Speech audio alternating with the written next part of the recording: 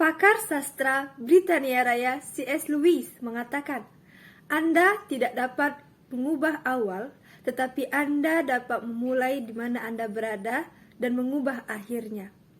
Assalamualaikum warahmatullahi wabarakatuh. Saya Naila Fakira dari kelas Ekonomi Syariah 7. Pada kesempatan ini, izinkan saya untuk berpidato yang bertemakan tentang peran pemuda di masa pandemi COVID-19.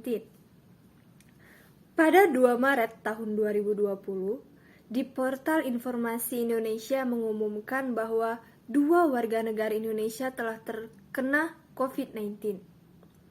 2 warga negara Indonesia ini diketahui telah terinfeksi penyakit COVID-19 setelah bertemu atau berinteraksi dengan warga negara Jepang yang telah diketahui terkena penyakit tersebut. Setelah mendapat informasi tersebut, Kementerian Kesehatan Republik Indonesia menjelaskan bahwa pemerintah langsung melakukan penelusuran untuk menghindari penyebaran COVID-19. Diketahui hingga sejauh ini, virus COVID-19 ini telah menyebar ke lebih dari 60 negara. Direktur Jenderal WHO Tedros meminta agar warga dunia mengedepankan semangat solidaritas bukan stigma terkait hal seputar COVID-19. Perlawanan terhadap stigma dinilai penting menurut Tedros demi meminimalisir ketakutan. Dikhawatirkan orang akan menyembunyikan penyakit, tidak segera mencari perawatan kesehatan, dan mencegah mereka melakukan perilaku sehat. Dampak negatif dari stigma sosial ini dikhawatirkan tidak hanya terhadap mereka yang terkena penyakit, tetapi juga keluarga, teman, dan komunitas. Bahkan orang yang tidak menderita penyakit pun dapat berpengaruh. Bagaimana sih peran pemuda di masa pandemi COVID-19?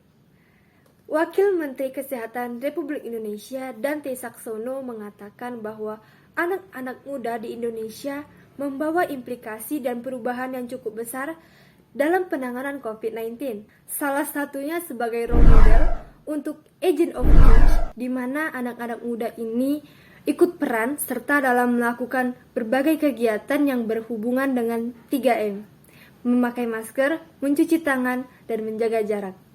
Kita sebagai pemuda Indonesia harus ikut berperan dalam proses-proses transformasi kesehatan, misalnya dalam melakukan penanggalangan dana untuk mendapatkan akses yang lebih baik.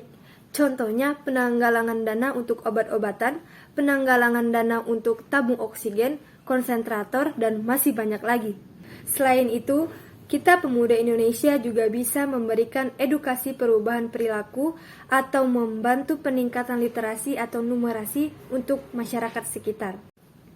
Kita pemuda Indonesia harus membuktikan selain bisa menjadi teladan, mengedukasi masyarakat, kita juga bisa berperan dalam penanganan COVID-19 setidaknya dengan mematuhi protokol kesehatan.